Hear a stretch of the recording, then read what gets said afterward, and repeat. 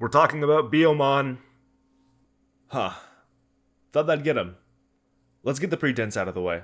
Out of the way is a bit disingenuous. We can't talk about BIYOMON without discussing that pretense, and it's an important foundation for a bunch of other Digimon to come.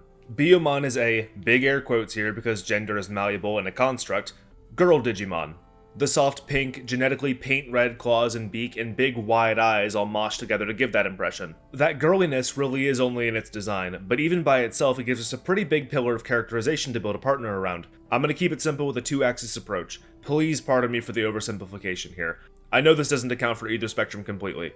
We have a gradient of girl to boy and another of liking and not liking feminine things. That's our first map, and you could throw a dart at this and find a good foundation for building a BIYOMON's partner. Or a Jellymon's, Cutemon, or Floromon, or a Mushroomon, Hawkmon, or Goblinmon. If it looks gendered, you can probably make a gendered reading and use that to inform the character you pair with the partner. You don't have to, but you can. What are some generic popular names? John is first, hiding up in the top right corner. He's a manly man, as manly as a 15-year-old can be. The kind that still gags and screams whenever he sees a doll or TV catered to young girls. And he hit BIYOMON in his Digimon lottery. A slam dunk for oh so many Tamers, and a bullseye for him that he will vehemently reject for a long, long time. Why would he want a girly Digimon when he could have gotten something cool, like Vmon or Crabmon? And how's he reacting to the one he got? Whatever that interaction happens to be is going to be the foundation for their relationship, and those simple questions are consistent all across the map. Girl who likes femme things, girl who hates femme things, boy who likes femme things. Do they like BIYOMON? What do they want in life? Or, if we want to be specific, what do they want from or instead of BIYOMON? I, for one, really like BIYOMON, and BIYOMON likes us. But isn't there someone we're forgetting to ask? Yeah, when a relationship between characters and the development of one of those characters defies societal norms, it makes sense for the development of their relationship to stop being quite so interpersonal. John has knee-jerk dislike for BIYOMON, but his mom hates her and thinks his new partner is converting him into a stupid conservative buzzword. Jacob, however, is open-minded and doesn't have any issues helping BIYOMON preen herself or listening to her input whenever he's getting dressed for the day, and doesn't have any issue giving BIYOMON his lap whenever she needs a nap. His partner isn't a girly thing he doesn't want, it's his partner. BIYOMON is a living creature with their own personality, preference, and presentation, and when the inevitable bullies roll up to do the negative talk for him, we've got an opportunity to characterize either or both of them through their reactions. Your characterization of BIYOMON also plays a big part in this. Is she just well socialized and willing to turn the other cheek, or is she feisty and doesn't like people picking on her Tamer? See, we've got another map here to throw darts at, and it's gonna make more ripples in the water. All of this because BIYOMON is vaguely girly. Cultures across the world assign different values and stereotypes to genders, and using a creature partner that captures femininity or masculinity as a mirror for those values and a Tamer able to challenge them, or as an example to subvert those values and stereotypes themselves, is up to you and how deep down this rabbit hole you want to go.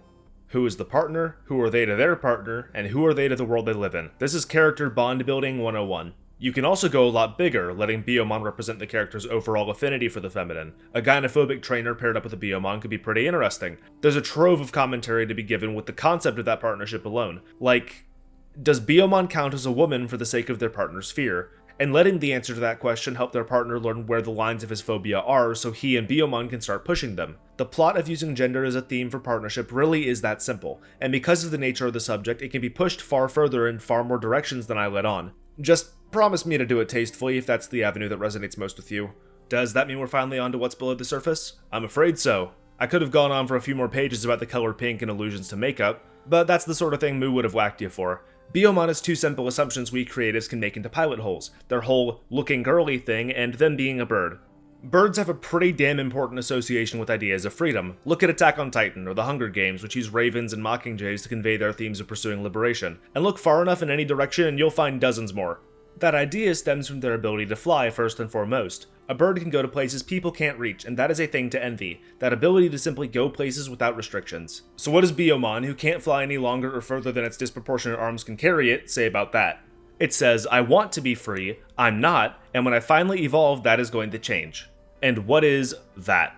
That is either the state of their own freedom or their desire to be free. Change doesn't always come in the form a character wants. BIYOMON's main Digivolution is Birdramon, and we'll talk about it and the things after it after the pit stop. It's always darkest before dawn is a saying that extends to characterization too. Positive change gets enhanced to the maximum when in the wake of a negative one, and when the subject of the inevitable transformation into a champion is taking flight, claiming freedom, broadening your horizons, escaping, and stuff like that, maybe you want to shove your protagonist in the closet so them retracing their steps and taking another stab at making the right choice has the weight of past mistakes behind it. After a few weeks of bashing on BIYOMON, hiding her from friends and family out of shame of having such a girly Digimon as his partner, pressuring her that it's her fault he can't be proud to be partners with her, that he got the wrong Digimon somehow and she got the wrong Tamer, there'll be a pressure point something strikes that forces BIYOMON to Digivolve, and instead of becoming Birdramon, she'll become Saberdramon. It's here that we know the significance of Digimon who can't Digivolve any further. This is a wall. They hit a block. Along this path they've chosen, the Tamer cannot grow anymore, and that's reflected in their partner. If they want to go further, they need to first take a step back to BIYOMON and reassess. But Saberdramon is way cooler than BIYOMON is. It's also bigger, more dangerous, has a naturally terrible temperament, and it might even show some of the resentment BIYOMON had been bottling up. Not that John is going to pay that any mind. He's a manly man, and Saberdramon's still his pet. He's the one in charge, so even if it's big and scares him more often than not, he's just got to plant his feet, puff out his chest, and... you know, maybe he made a mistake somewhere along the line. Constant rejection as a child makes an adult that only knows how to reject. John's constant rejection of BIYOMON's existence means Saberdramon's existence is one of rejecting John, and I'm already seeing a few ways that can manifest. Boss, you want to do your thing? You mean ramble? Bet. Let's remember this is supposed to be framed as an oh shit sequence. Saberdramon came around because John was shitty and did a lot of things horribly wrong, and it's Saberdramon's job to make him see that. You can be ham-fisted with it, making their personality one of detached stoicism and having that distance between Tamer and Digimon get wider and wider until it finally reaches a breaking point. One way to get a message across to a character is to have another tell them the message blatantly. It can be Saberdramon, or some other character giving the insight into the problem, and that shove can be what makes him start course correcting, but that's not really as compelling as him figuring it out for himself. A quick way to get that across is with contrast. It's contrast that endears John to his new freak of nature, and it's probably best if contrast is what drives him away. You could tackle it using a different form of contrast, where it's visual contrast that makes him hyped up to have a Saberdramon. Maybe it's behavioral contrast that makes him realize that BIYOMON made a much better partner. Or maybe he retroactively starts to shift his inclination the other way. Sure, Saberdramon is big and cool and on fire, but none of those things fall flush with the rest of John's life, and this is only the champion? Maybe things would be better if he just learned to live with BIYOMON, if for no other reason than for her being far easier to communicate with than Saberdramon. There's layers to it. John's gotta figure out that he messed up and make things right. So does random side character 12 give him a life-changing exposition dump? Does Saberdramon try and reverse resurrect him? Or is it something in between? And what length does John go to after that realization to get Saberdramon to degenerate back to being BIYOMON? And the follow-up question is, how did the experience with Saberdramon impact him? If it took him a lot of effort to get BIYOMON back, he'd probably not be very interested in letting her digivolve again.